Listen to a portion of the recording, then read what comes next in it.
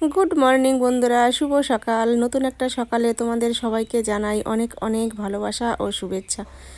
চলে আসলাম তোমাদের সামনে নতুন একটা ভিডিও নিয়ে। আজকে হচ্ছে শুক্রবার, এখন সকাল 10টা বাজে। চলে আসলাম দেখো তোমাদের সামনে সুন্দর সর্ষে ফুল দেখিয়ে।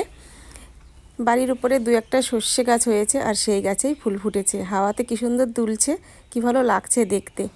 আর প্রথমে তো তোমাদের দেখালাম নয়নতারা ফুল, সেটাও ভীষণ সুন্দর লাগে। আর এদিকে রয়েছে দেখো কুমড়ো গাছ। অনেক দিন পরে বাবা দেখো কত বড় একটা মাছ নিয়ে এসেছে। এটা হচ্ছে আমেরিকান রুই মাছ, অনেকটাই বড় মাছটা। একটাই মাছ এনেছে, আমি একাতে উঁচু করতে পারছি না। পেটের মধ্যে ডিম হবে কিনা কি জানি বুঝতে পারছি না, তবে এখন কাটবো। নড়ছে নাকি পেটটা? এখন কাটবো, কাটলে দেখা যাবে ডিম আছে কিনা। তো চলো মাছটা কেটে নিই।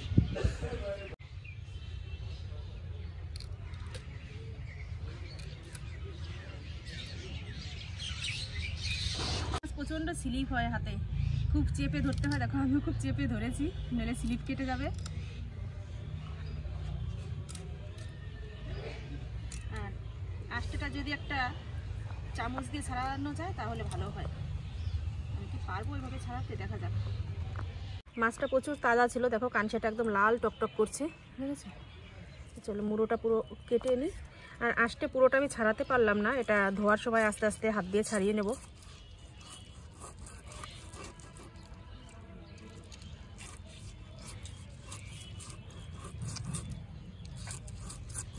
আরে বাবা, কি রক্ত মাছে, দেখো, দেখেছো? একদম তাজা মাছ। দেখো কত বড় একটা মাছের পটকা বের হলো। মাছটাই ভেবেছিলাম ডিম হবে, কিন্তু ডিম হয়নি। প্রচুর তেল হয়েছে, চর্বি হয়েছে প্রচুর। দাঁড়াও দেখাই, এই দেখো, দেখেছো? প্রচুর চর্বি এখনো আরও রয়েছে ভিতরে। এই দেখো,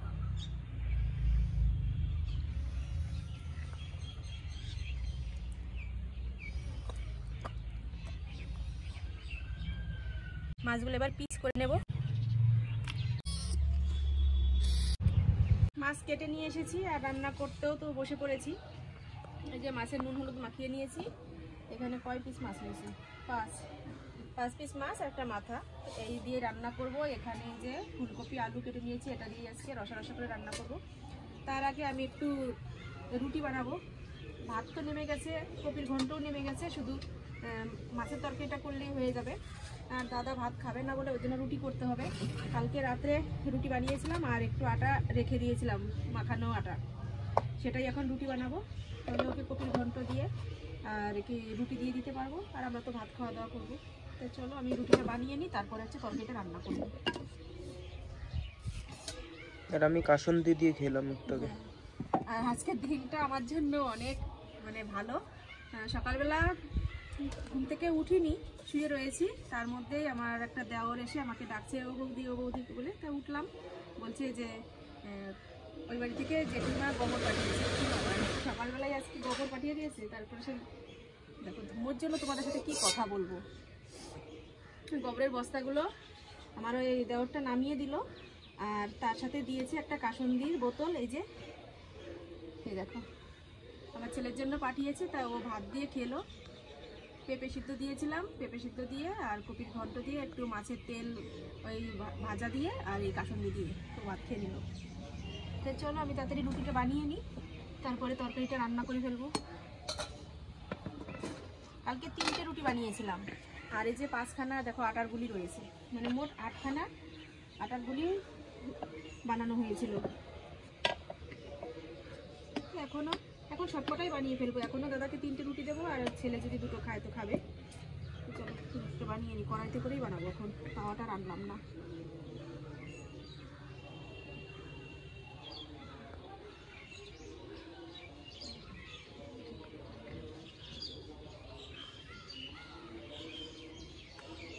এই যে রুটি বানানো হয়ে গেছে, দাদার জন্য বেড়ে নিলাম। আর এখন মাছ ভাজবো, এক পিস মাছ ভাজা দিয়ে দেবো।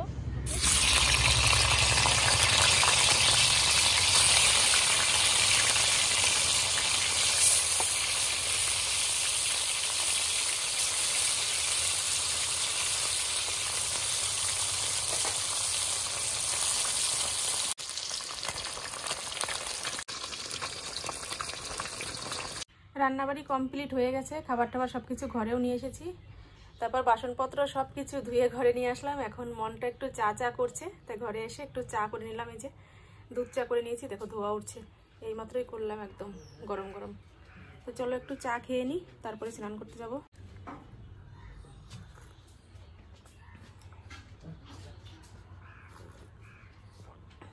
দারুণ হয়েছে চাটা, অনেকটা খাটাখাটনি করার পরে চা খাচ্ছি তো বেশ ভালো লাগছে, আর একদম কড়া কড়া করে করেছি।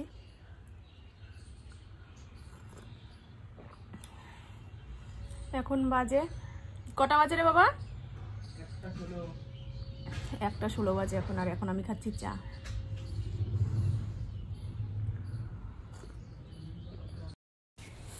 গরম জল করে কয়েকটা জামা কাপড় ভিজিয়ে রেখেছিলাম বাবার, সেগুলো এই যে কেচে নিয়ে এসেছি আর নেড়ে দিচ্ছি।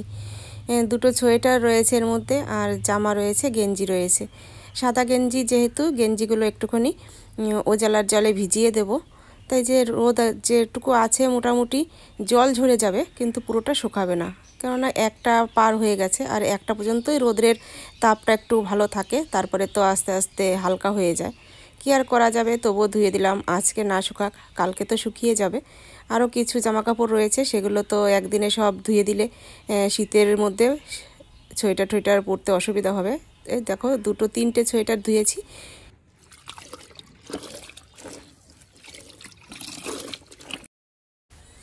আর সাদা গেঞ্জিগুলো ওজালাতে একটু ভিজিয়ে দিলাম, বেশ ভালো লাগে ওজালা দিলে। আমার মাকেও দেখতাম আগে, বাবার সাদা যেসব পোশাকগুলো থাকে সেগুলো ওজালা দিয়ে দেয়, আর আমার বাবা সাদা পোশাক পরতেই বেশি পছন্দ করে। এখন শীতের মধ্যে একটু অন্য কালার পরছে, কিন্তু সবসময় সাদাটাই পরে।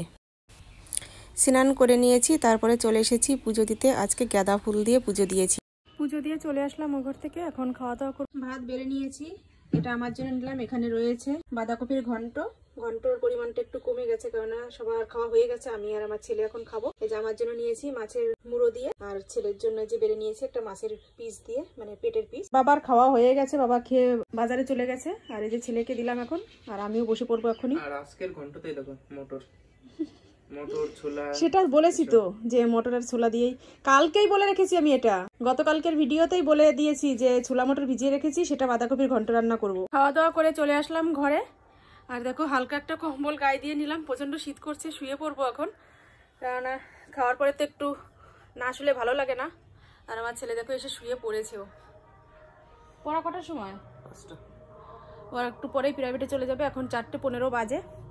আর আমি এই যে পুজোর প্রসাদটা নিয়ে আসলাম, এটা এখন বসে বসে খাবো দুজনে।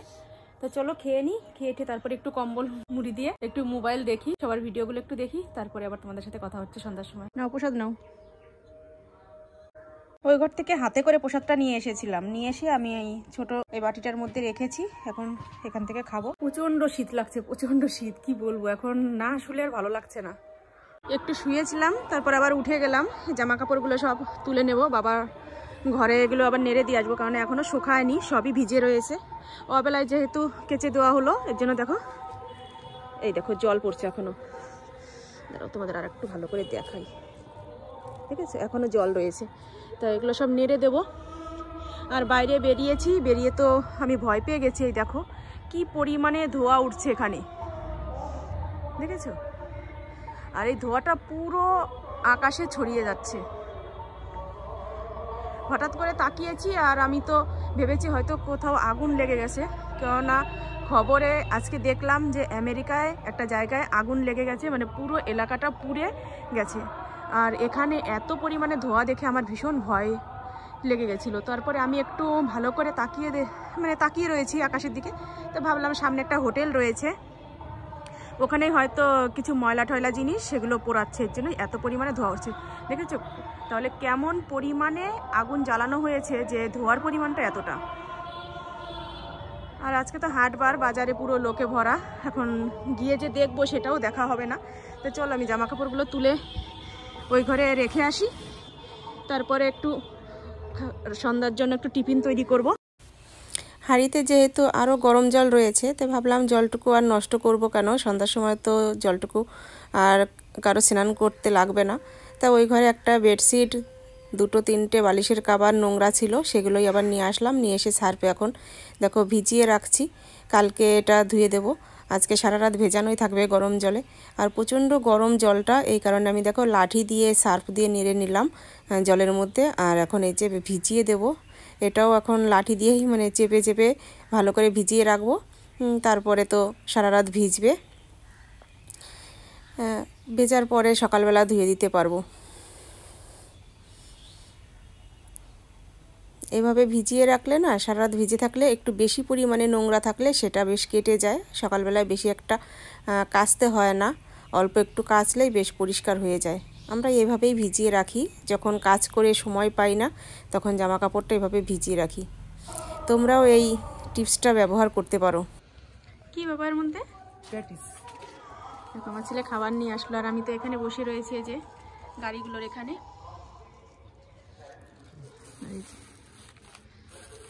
পুরো গরম গরম ভেজে নিয়ে আসলাম কেবল।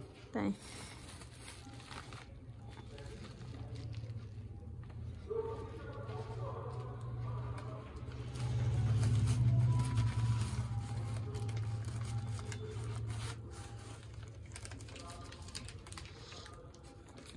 আমি তোমাদের বলেছিলাম না সন্ধ্যার সময় একটু টিফিন তৈরি করব, সেটা আর হয়নি এখনো। অনেকটাই বড় তাই না? বড় না এখনো। খাও।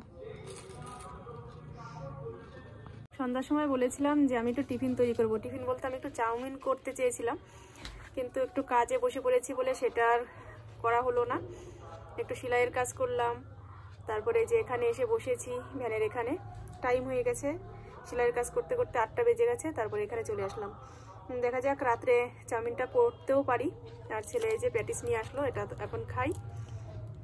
তো চলো, রাত্রে আবার তোমাদের সাথে কথা হচ্ছে। সন্ধ্যার সময় বলেছিলাম যে টিফিন বানাবো, সেটা আর হলো না। আজকে ভাত করব না, রুটিও করব না, কিছুই করবো না। চাউমিনটা খেতে ইচ্ছা করছে, সকালবেলায় বলেছি সেটাই করব। একটু লেট হয়ে গেল এই আর কি আর করা যাবে।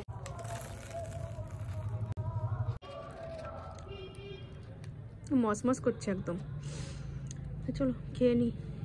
দেখো, খেতে ইচ্ছা করলে কিন্তু ঠিক ব্যবস্থা হয়েই যায়। এই যে ওই ঘর থেকে চলে এসেছি, এসে সবকিছু রেডি করে নিয়েছি চাউমিন করব বলে। এখানে তো পেঁয়াজ, লঙ্কা আর টমেটো কুচিয়ে নিয়েছি সুন্দর করে, আর ধুয়ে নিয়েছি বলে একসাথে মিশে গেছে। এই যে চাউমিনটা বয়েল করে নিয়েছি, আর উপর দিয়ে একটু তেল মাখিয়ে নিলাম। আর 2টো ডিম নিয়ে নিয়েছি। তেলটাও গরম হয়ে গেছে। পেঁয়াজ লঙ্কাটা ভাজা বসিয়ে দিয়ে তারপরে হচ্ছে ডিমটা ভাজবো।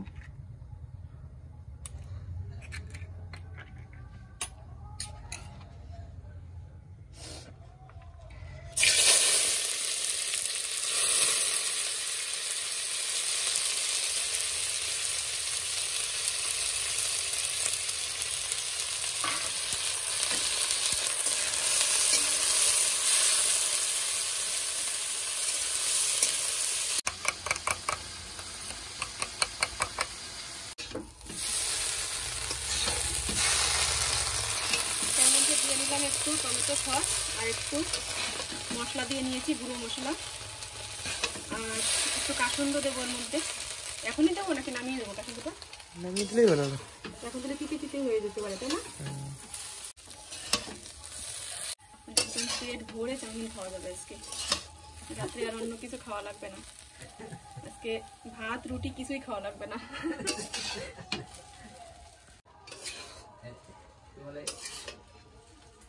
ময়দা দিয়েই বানানো। ময়দার জিনিসই তো, পেটই তো ভরে এগুলো খেলে।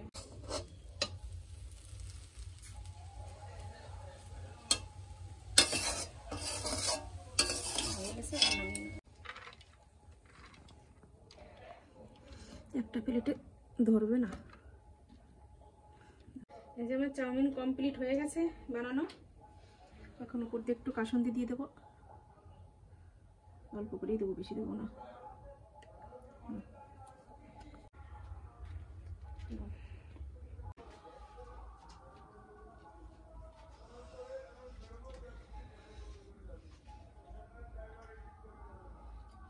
এই যে সকালবেলা আশা করেছিলাম, বলেছিলাম চাউমিন বানাবো, আর এখন রাত 10টা বাজে, এখন বানালাম। এখন হচ্ছে চাউমিন খাবো। আর একটা জিনিস তোমাদের দেখাই, দেখো খাঁটি বাঙালি চামচ দিয়ে না খেয়ে হাত দিয়ে খাচ্ছে। হচ্ছে খাঁটি বাঙালি মানুষ। দেখেছো তো, আমরা হচ্ছে মানে যেরকমই জিনিস হোক, খাবার কমা হোক, তাতে দুঃখ নেই, কিন্তু সেই সৌন্দর্যটা বজায় রাখতে চাই। তো চলো, গরম গরম চাউমিন খেয়ে আজকের ভিডিওটা এখানেই শেষ করছি। তোমরা ভালো থেকো, সুস্থ থেকো, আর আমার চ্যানেলটি সাবস্ক্রাইব করে দিয়ে আমার পাশে থেকো। ভালো লাগলে একটা লাইক করো, আর কেমন হয়েছে আজকের ভিডিওটা কমেন্টে তোমাদের মতামত জানিও।